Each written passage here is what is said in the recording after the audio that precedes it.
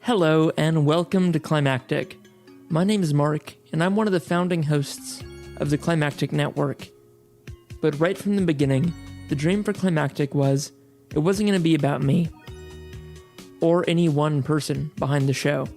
The dream was that Climactic was going to be a platform, a place where the wide variety of the climate community in Australia and the South Pacific could be on full display, where we could break down barriers and share stories across silos, learn from each other, learn from our successes, our lessons, and our failures, come together to celebrate our wins, but also give each other comfort and commiseration in the bad times.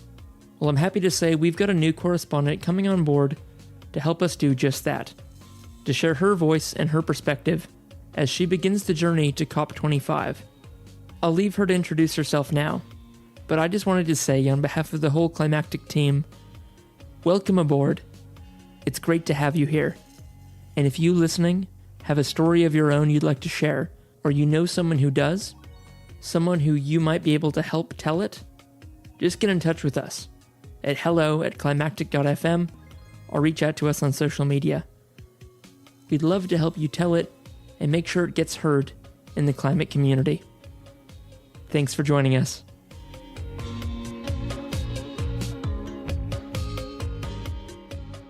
Hello everybody, my name is Kri and I'm a student in the Master of Environment at the University of Melbourne. I have a background in biomedical science and microbiology, with more recent and frequent chapters of my life being dedicated to marine conservation. So I'm trying in some senses to tailor my studies to the fair and equitable use of our ocean's resources. Thank you for listening and caring to whatever extent about the crises that our planet faces. We all have our role to play in ensuring a sustainable future for the Earth, and I guess in the last few years I grew tired and frustrated working amongst coastal communities where the people living and working on the ground, having little contributions to the drivers of climate change, are the first to be affected. This is why I chose to further my studies, and one day I hope to contribute to balancing these inequities and a just transition away from fossil fuels.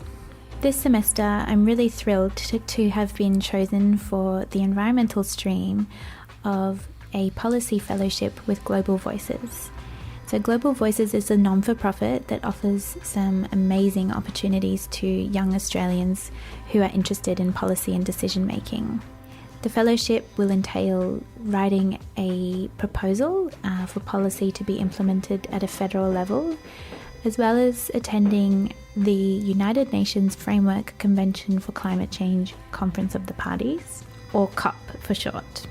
So this is taking place at the end of the year in Chile, and you might know the COP better from the Paris Agreement that was agreed upon in 2015.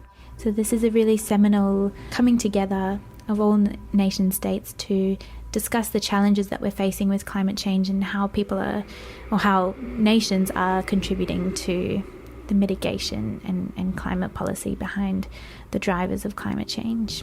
So this year's COP has been coined as the Blue COP, and will have a specific focus on the depletion and deterioration of our oceans at the moment, which is why I'm so stoked and excited to have been chosen to attend. Kind of nervous to be in attendance at the conference. I do believe that Greta Thunberg is going to be there, so I will keep you updated in case I get to meet her.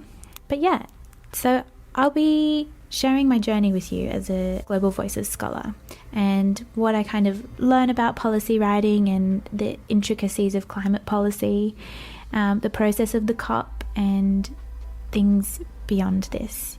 So, to start, last week I travelled to Canberra and it was really interesting to get an insider's view into Parliament House and meet some really influential members of Parliament. I guess in a sense, this kind of brought me out of my rosy environmental bubble that I like to exist in and highlighted the intricacies of climate policy on a federal level. So it was really interesting to hear about the issues that I'm so passionate about, like oceans governance and climate change and youth in the environmental space, placed into a very political context. Without getting too political, I think it was necessary for me to have this reality check, and fairly useful for what I'll be researching with regards to my policy proposal. And in a sense, it was cool to get out of my bubble and into the Canberra bubble to inject some of the ideas that we as Australian youth delegates are concerned about and what we think is important to be tackling right now. I was really pleasantly surprised that members of the public service actually really wanted to hear our interests and our concerns as youth delegates.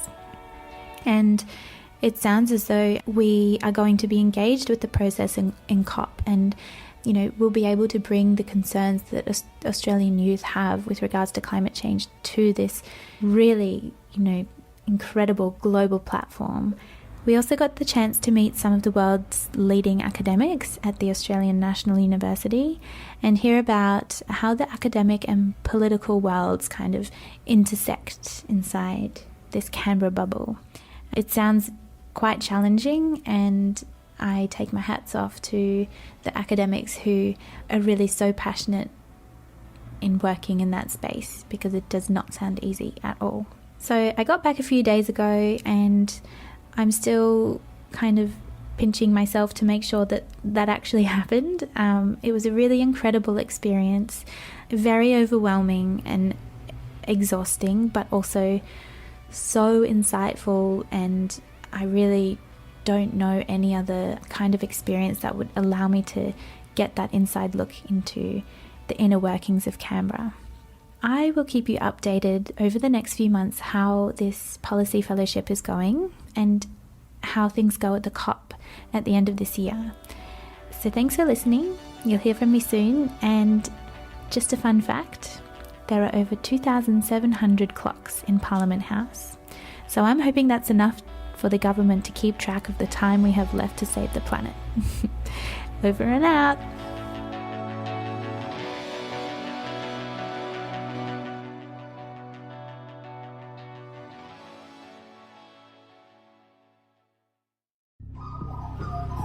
The Climactic Collective.